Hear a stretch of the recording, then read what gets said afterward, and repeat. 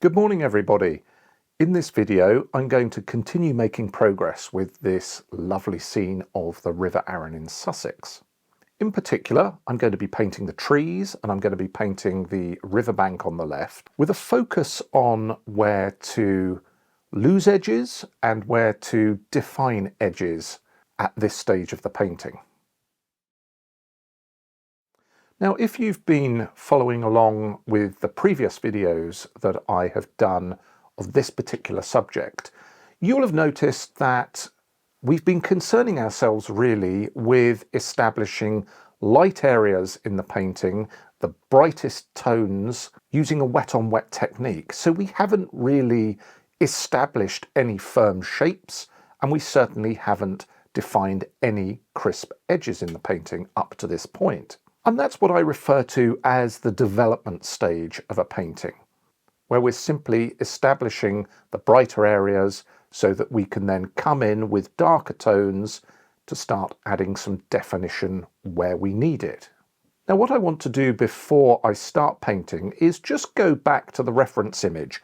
Let's have a look at it, and let's look at this area of trees and the riverbank on the left and consider the best way of tackling that, because it's not an easy passage of the painting by any stretch of the imagination. Middle distance and background trees can present a number of problems.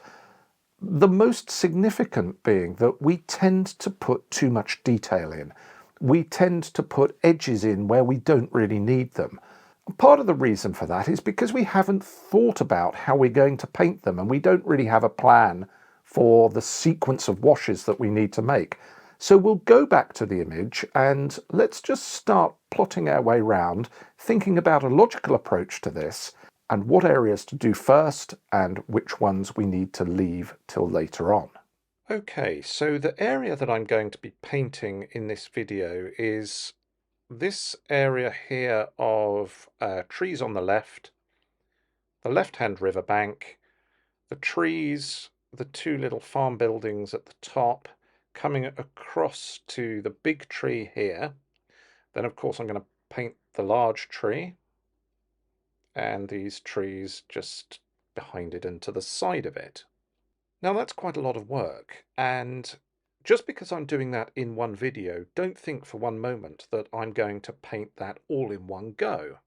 I'm not going to do that because I want to keep some hard edges in some places and some soft edges in other places.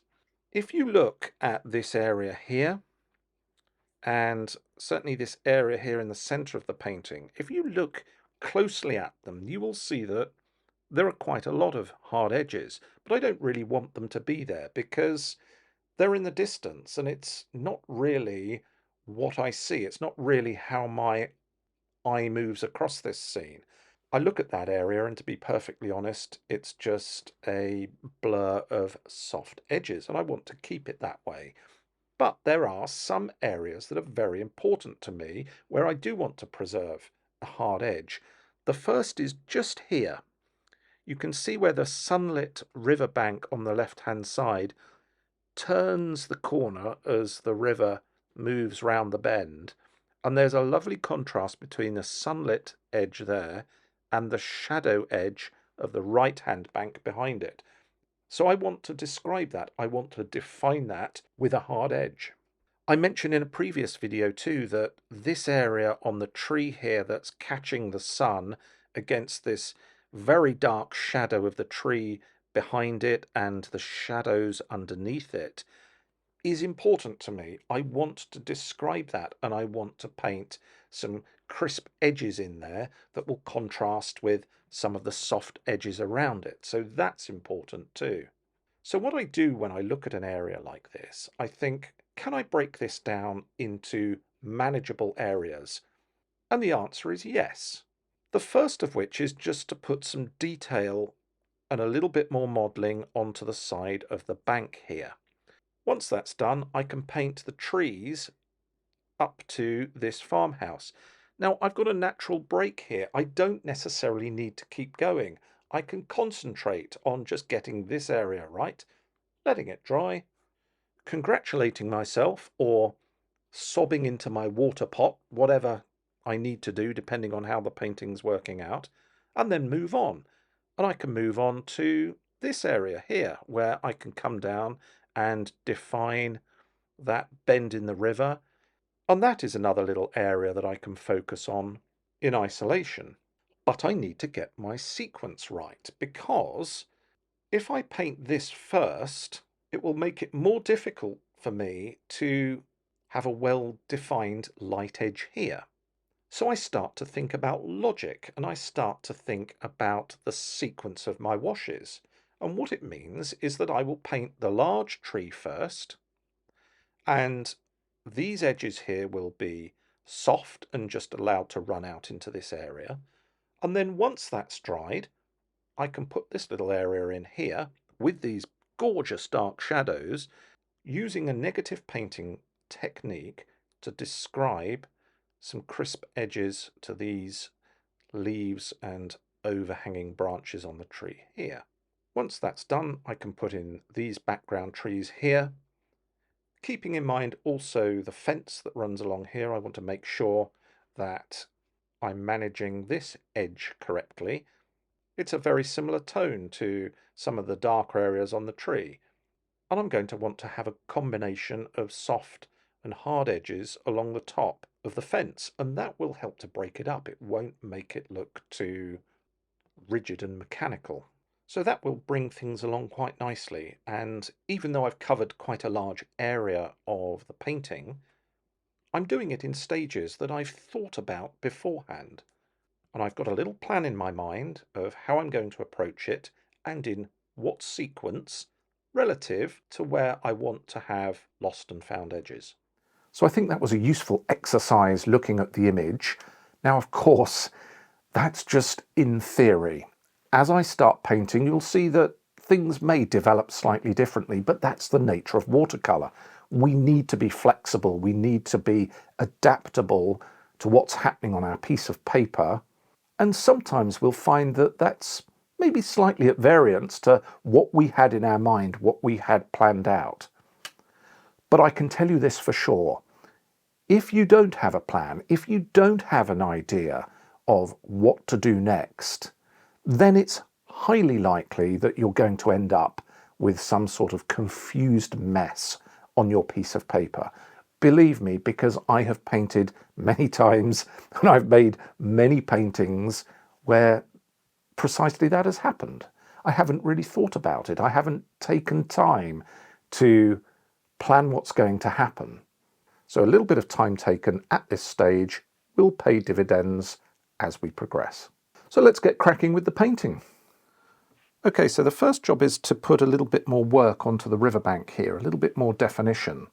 I've mixed up some colours. I've got a bright sunlit green here, which is gamboge hue, a little bit of French ultramarine, and a little bit of raw sienna mixed in there too. I've got a darker version of that. It's got a little bit more ultramarine in it. It's got a little bit of Payne's grey mixed in there as well, just to give it a bit more depth and a little bit more tonal strength. And then a warm grey here, which is French ultramarine and transparent red brown. They should be all that I need for this part of the painting. And I've also got a warm grey here, which is French ultramarine and transparent red brown. And I've mixed a warm colour here from raw sienna and burnt sienna, just for the muddy area on the riverbank. Now I'm just going to wet the area on top of the bank because I want to paint into that. I want that to be a soft edge.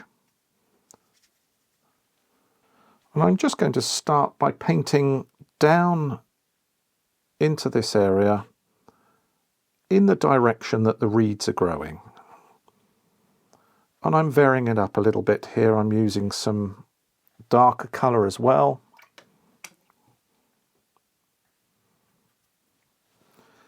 But I want the end of this bank here to be nice and sunlit. Now there's a little radar dish thing on the top of the boat there. I'm going to go around that. Like I said, leave some gaps in the area that you're painting just to allow some of that initial wash to show through. That's nice. I like the look of that.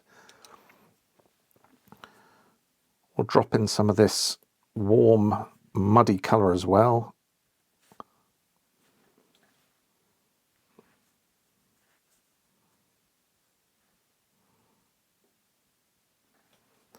Actually, do you know what? I'm going to get rid of that. It looks a bit wonky. I can always put that in with some titanium white or something at a later stage.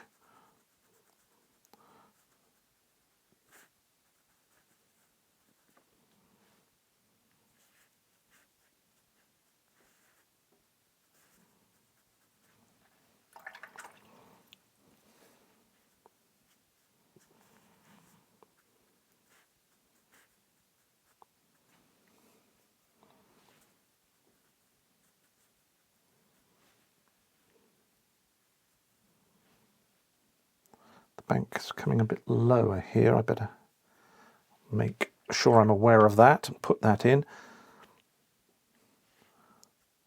There's some darker colour here too.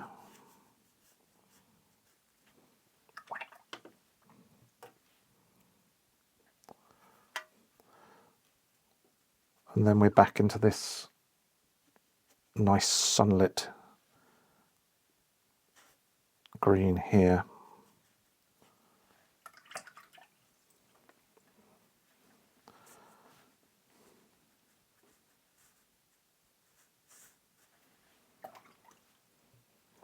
Keep varying up what's on your brush. Remixing always helps so that you haven't got an area that just looks all the same. Never looks good in a painting.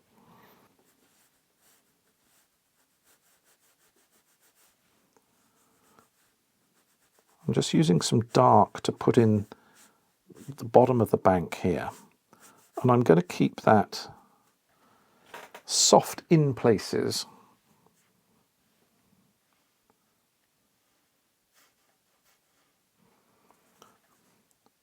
And there's just some little stones and areas of mud that are exposed on the bank there. So I'm just going to leave some gaps for that.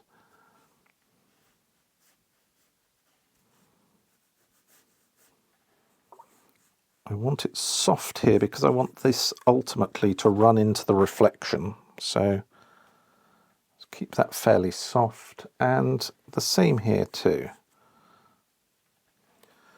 And then with a rigger brush, I'm just going to make a darker mix here of my shadow colour.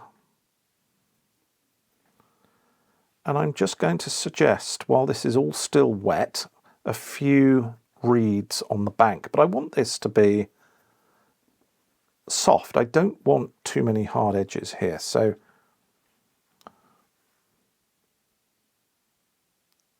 while this is still wet, I can put a few marks in like this that just suggest shadow between some of the reeds. And as I go towards the end of the riverbank there, I want to put less of them in.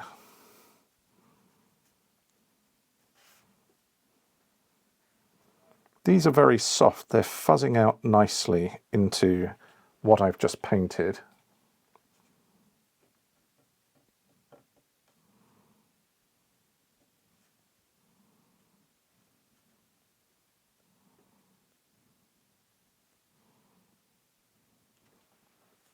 Now there's a few darks that are just along the foot of these reeds here, and I'm going to drop them in very carefully while it's still wet.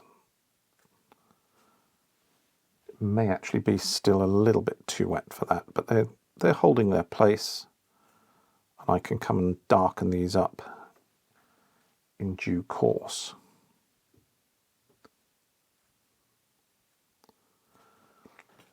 Again, not too many as we go further into the distance. Let's keep the detail, or should I say the suggestion of detail, close to hand.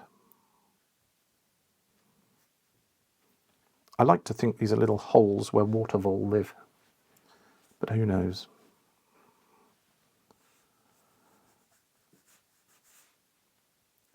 And then there's this dark little, I don't know if it's a little rivulet or something that runs down here. Let's put that in too.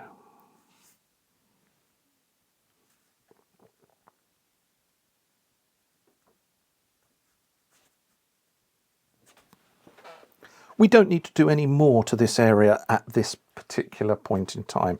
That's created some definition on the bank. You can see that there are shadow areas that are going to go over the top of this, but I'm going to paint those on when I paint the reflections, and I'm going to connect those shadows into the reflections. You'll see how I do that in a later video. Okay, now I'm going to put in this middle distance bank of trees, and again I want a soft edge on the top here because I'm going to put the dark bank of trees finally over the top, and I can paint up into that. Let's let some of these lighter areas show through as well. It's a bit darker as it comes down towards the tops of the reeds here.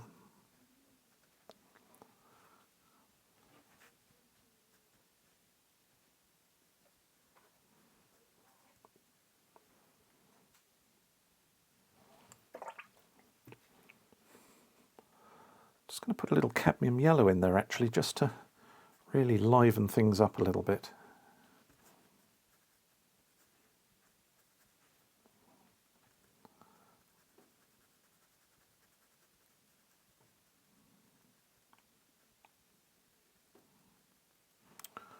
And now you can see I'm defining the tops of the reeds here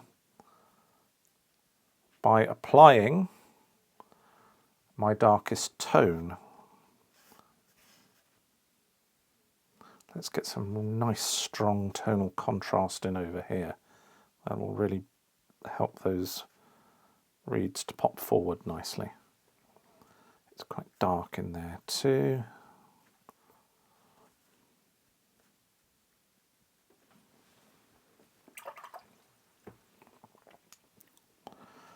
And I'm just going to carry that along here a little bit further.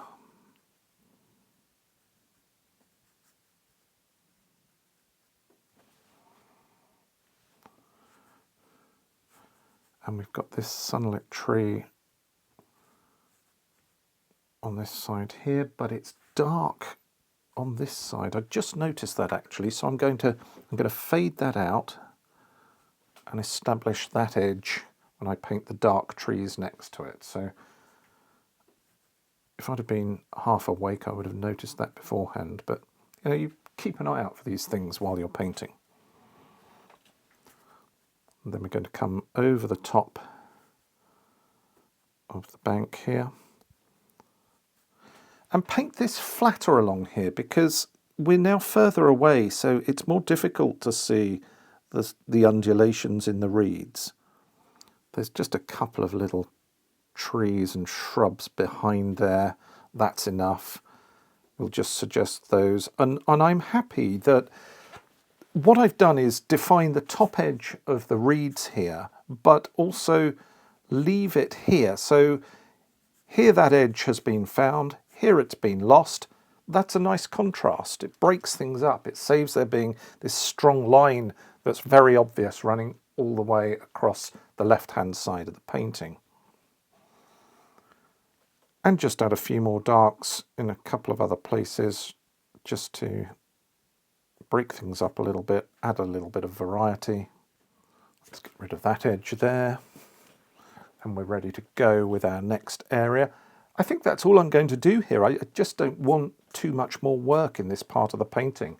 You can see that's all fuzzed up nicely into what's going to be the dark bank of trees here. So I'm going to paint over the top of these to define that edge. That will all work out nicely too.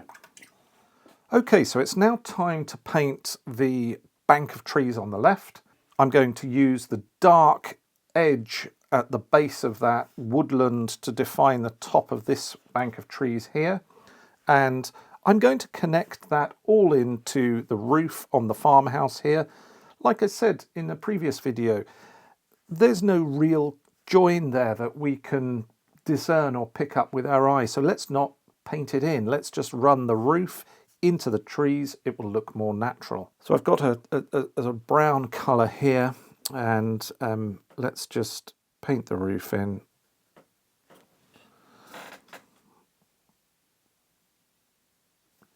I'm not too worried about that skylight in there. It's probably a... Oh, let's put it in. It doesn't matter. It's a detail, but we don't want too much detail here.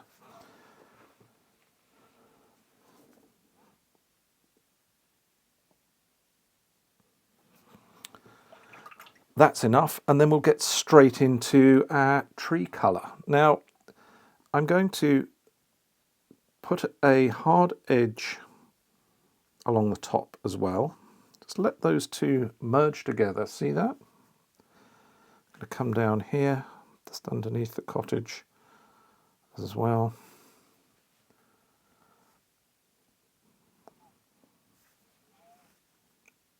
And when you're painting an area like this, make sure you're using plenty of wet paint, otherwise you're going to run into problems. Now the sunlit areas are a dark green and the shadow side is this warm grey that I have, and that helps move this further into the distance.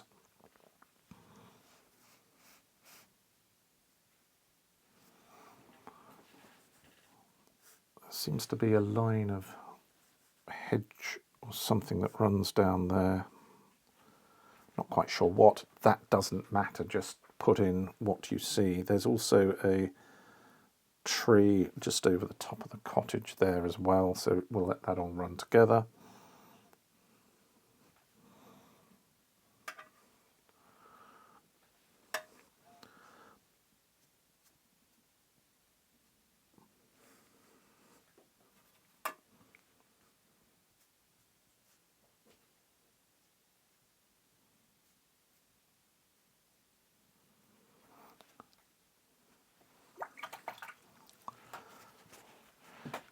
And in an area like this, I don't want this all to be hard-edged. It can just sometimes look a bit too obvious. So in a couple of places, just take your brush, nice and damp, and just soften it. It'll still run into there. It will still settle on a hardish edge in the true sense of the word, but it's just enough to break it up and soften it a little bit.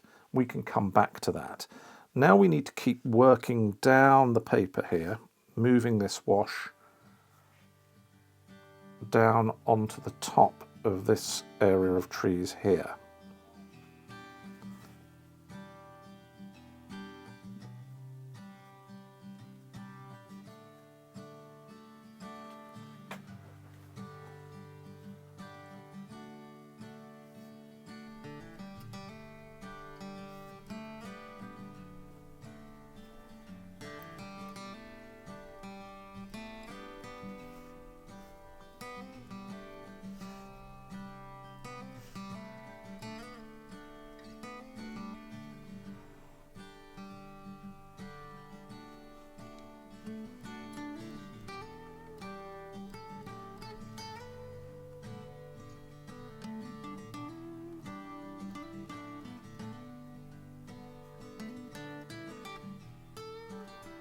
Now while that's still very wet, I can put in some darker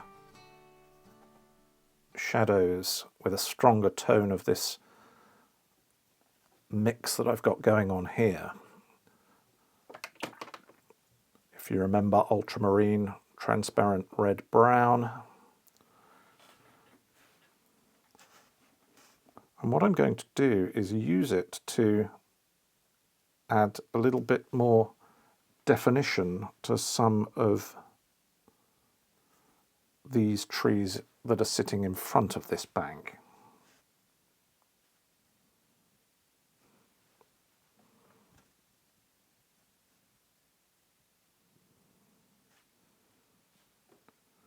Now I'm looking at these areas up here that I softened, and I'm going to still need to do a little bit of work there because they've just run back into where I painted, as often happens if you don't get the timing quite right.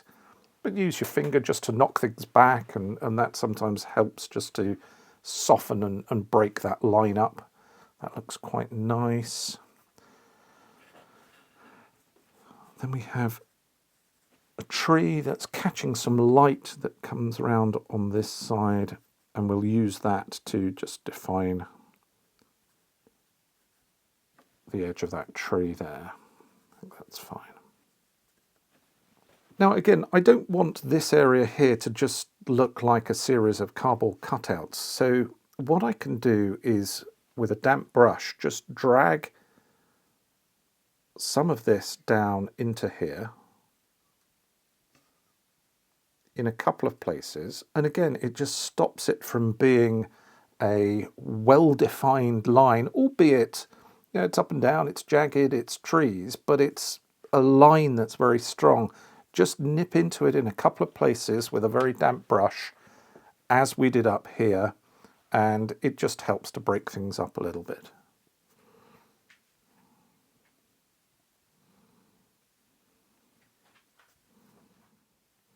Okay, I'm happy with that, so I'm just going to leave that and let that dry. And then let's start to put in some of these larger trees on the right-hand side. Okay, now let's put the big tree in, get that established. Let's make sure it's in the right place. It's in here, so use the side of a brush just to get some broken brush strokes in various places.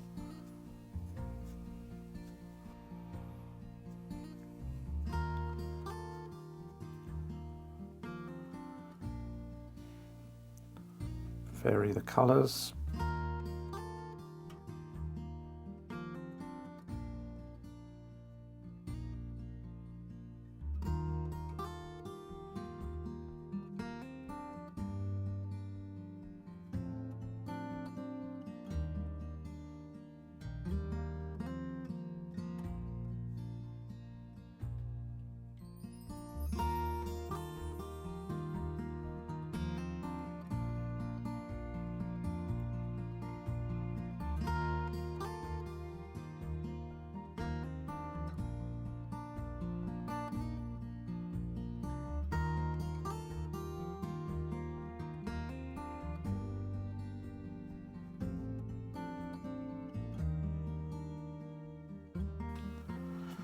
Now, like I said, I want this area here to be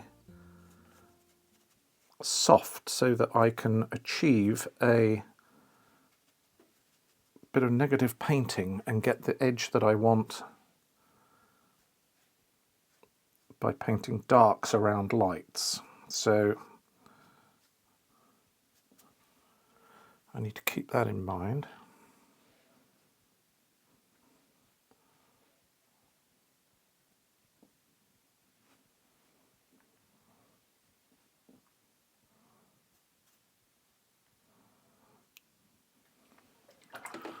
That's the wrong colour in there. That's where I want it to be nice and bright. So concentrate, Oliver. There we go.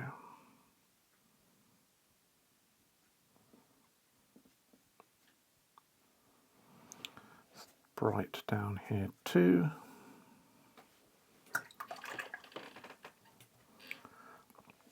And I'm just going to paint all of this out, because the darks can come in a little bit later.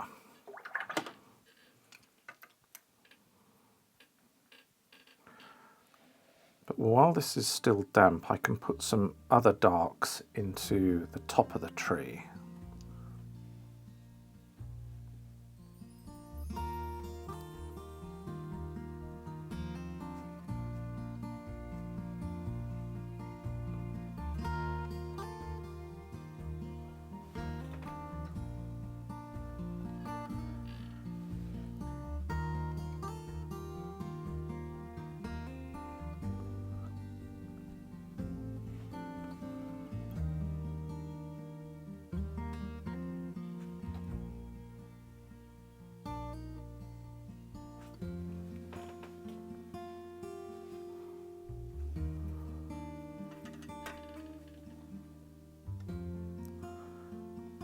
And then I'm going to keep this going actually through here.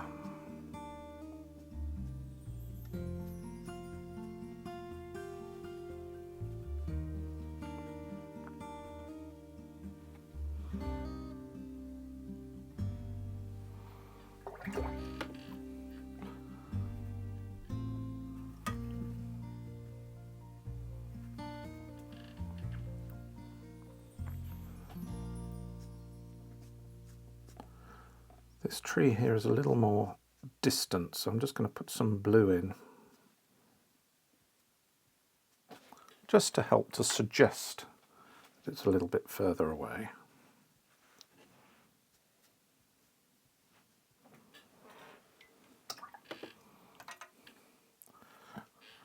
Nice and bright down in this corner here. I'm coming down to the top of this fence here. So let's just bring this wash in its entirety along there. Let me keep this coming down.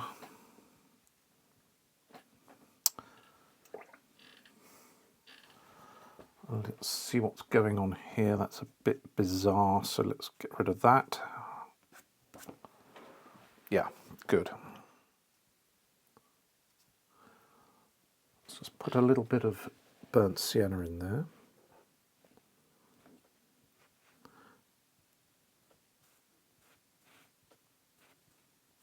And bring the fence along here.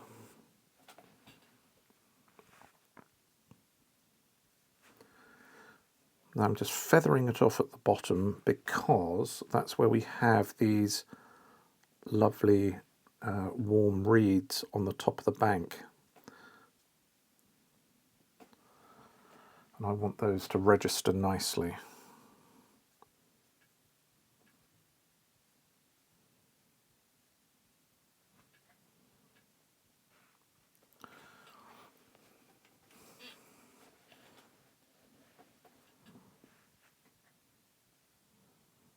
There, I've combined that edge, the top of the fence, with the trees behind it. I can put some definition in various places by adding darks in due course, but I don't want to do that just now. Okay, I've got a few more darks here, and I just need some around this background tree.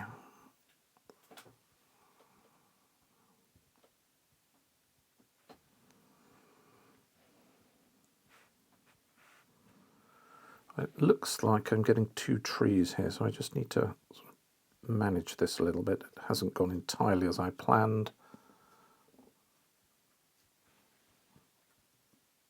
but it's all okay. It's right on the edge of the painting. It's not something that we're going to pay too much attention to as the painting comes towards a conclusion. Okay, that's good for now. Let's leave that as it is, and then once it's all dry, I can put in this area of trees here that will enable me to start defining the underneath of the tree and these darks here. So just let it all dry up and then we can come back to that. Okay, so we've got our final piece of the jigsaw to put in with regard to the trees, and it'll start from the farmhouse here, through this barn, across here, and because I've left myself a soft edge here, I can then get increasingly dark and negatively paint this lovely sunlit area on the bottom left-hand side of the tree, which I've left that warm sunlit green. Now you can see where I just faded the colours out around here and around here. There's a very faint edge there where the clear water had left a boundary, but that's okay. I'm coming over the top of this with a much darker wash, and so I'm not really matching like-for-like tones and having the problem of overlapping elements. So let's get started. I'm going to cool this green down by adding some more blue because I want this to sit nicely in the distance. And we'll start off just in between the barn, and it gives the side of the farmhouse some definition.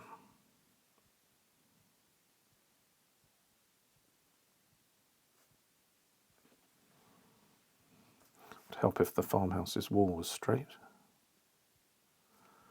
That's better.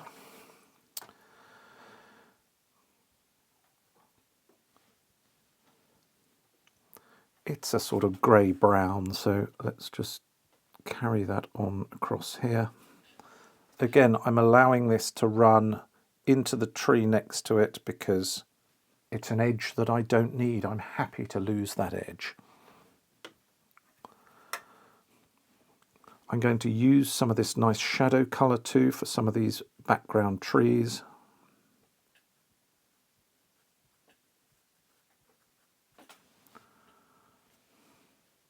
And what I'm doing here is painting wet to wet, which was a technique that I mentioned previously. I'm allowing that shadow colour to be painted next to a more sunlit green, and you can see I'm allowing all these hues to just run together to be painted next to each other.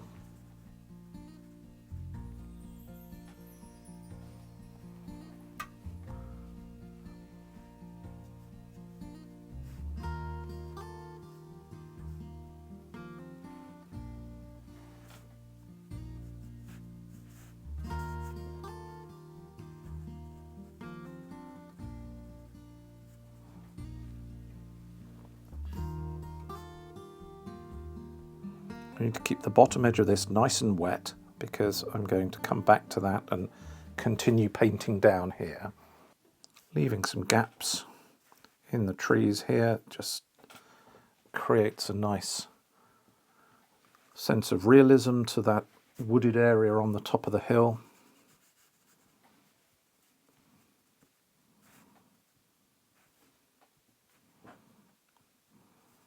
And I want to keep this side here very wet because I'm going to be working here again shortly and I need to be able to pick that up.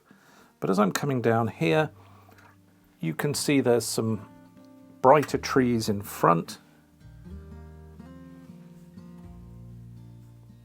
I can just run those up into the shadow area.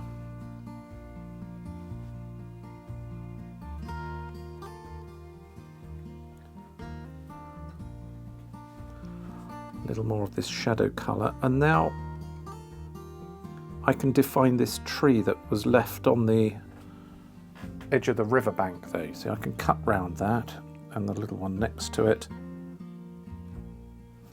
There's a lot of hard edges in here, but I can't really see them, so I don't want to paint them.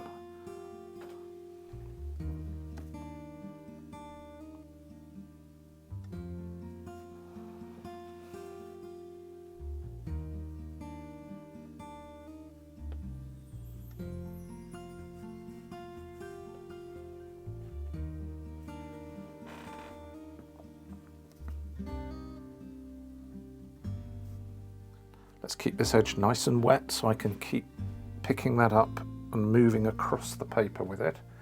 Because what I want to do now is just finish off this area which I mentioned previously, and that's just to define the riverbank here and that curve as it goes around the corner. And it's quite dark in here, so we'll just come underneath this tree.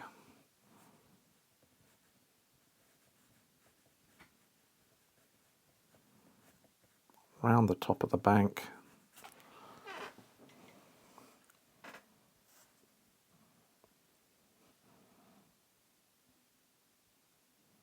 And I'll bring it round and down into this area of grass here.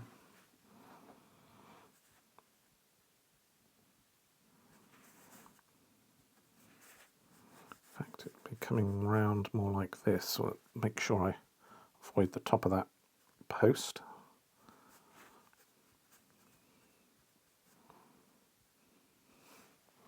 Something like that. I can define areas within here in due course, but that's got the main shapes where I want them to be. And now I need to be a bit closer actually to the tree here. It's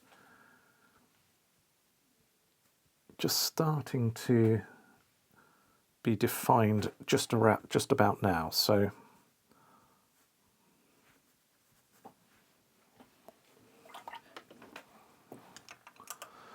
what I'm going to do is switch to my number 6 brush and start to put in some darker tones.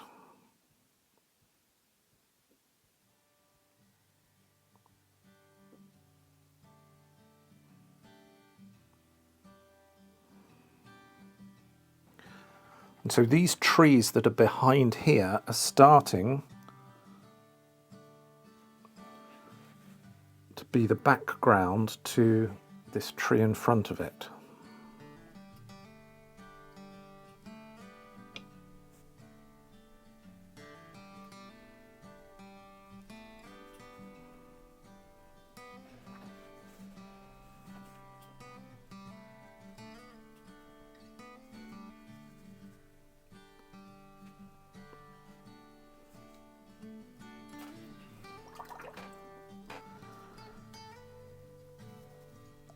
I'm just going to add some water in there and let that run out.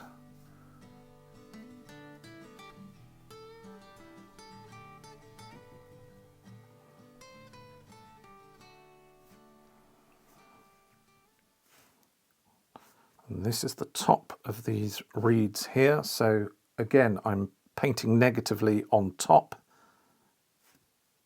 and underneath here as well. Comes down to this gate area.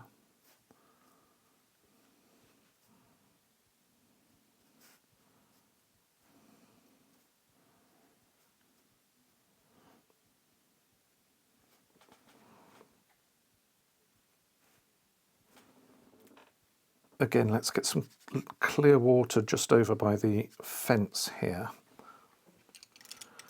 And now what I'm going to do is I'm just going to switch up to my rigger brush and get a very dark green in here, and I'm going to use cadmium yellow and Payne's grey for that.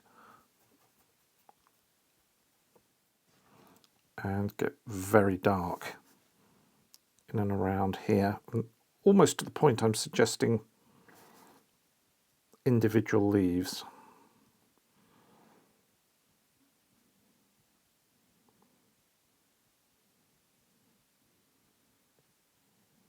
You don't want to get too crazy with this, but you just need to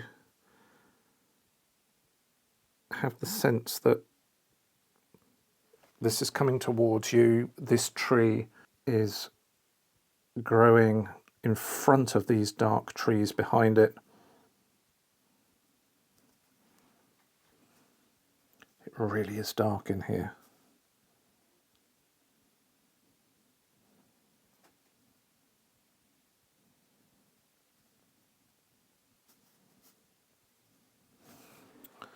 Now, while we're here, I'm just going to put a bit more dark along the riverbank here.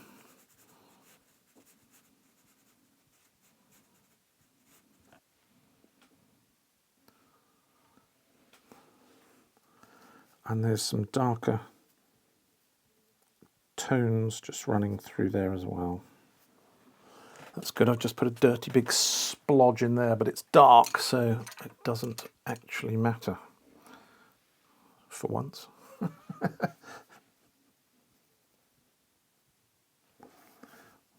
Now it's dark under the tree here too. Because I've wet this area, I can have a soft edge underneath there. I don't want it as crisp as I have it here.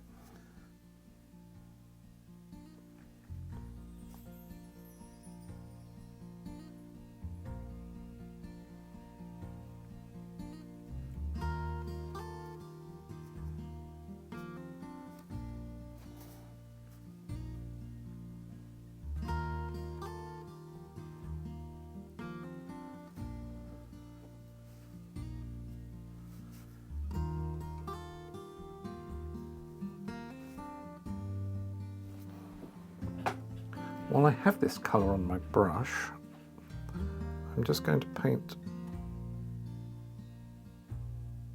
that shape that's in there. Saves me a job later on.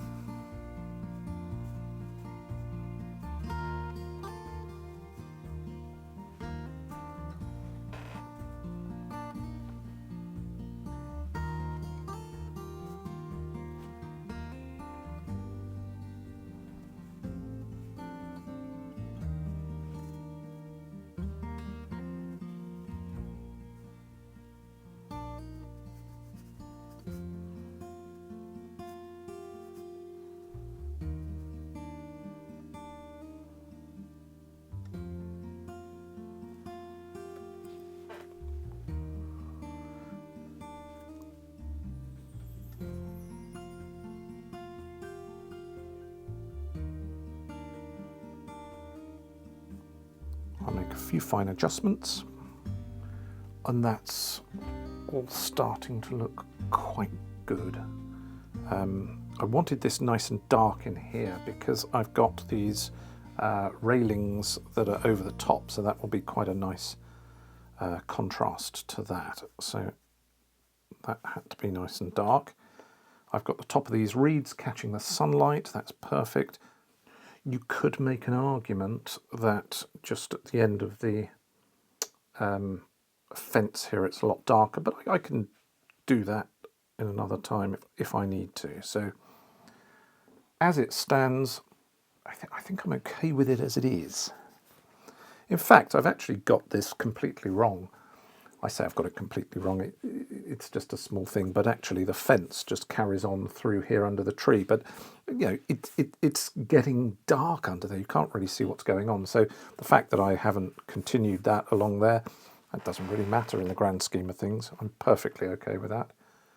I would say that's probably time to call it a day. I've covered in the background area. I've covered in the left-hand bank. There only needs to be a small amount of adjustment in these areas. In fact, there may not need to be any at all. I've managed to establish the brightness on that tree by negatively painting the darker colour around it, and that's just worked really nicely. So I'm going to leave it. I'm not going to do any more in this video. When I come back to it, I think the next job to do is get the boats done, maybe the reflections on the far bank, the reflections on the boats, and then there'll be a case of putting in the area negatively around the jetty, doing the reflections here, and fine-tuning it and seeing what else needs to be done. But what I'm doing at this point is just bringing all of this painting further forward so that we're making progress, not just in one area, but across the whole painting. Well, that's a good place to take a break. I think I've made some good progress there. I've got the background trees established, the bank and the trees on the left-hand side are done, and the big tree in the centre and the trees to the right, they're all in place.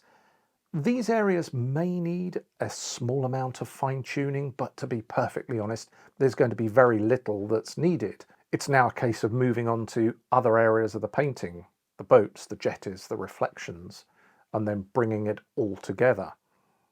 But I hope that you've been able to see that despite the fact that when we look at the reference image itself, the scene, we can see a huge number of edges between one group of trees and another, between a farmhouse and the trees, between the top of the fence and the trees on top of it, and those edges are there. We do see them to a degree, but we don't always need to paint them in. In fact, if we can find a way of recording what we see that is more of a whole, as opposed to lots of small individual pieces, then our painting seems to have a continuity and a sense of unity to it.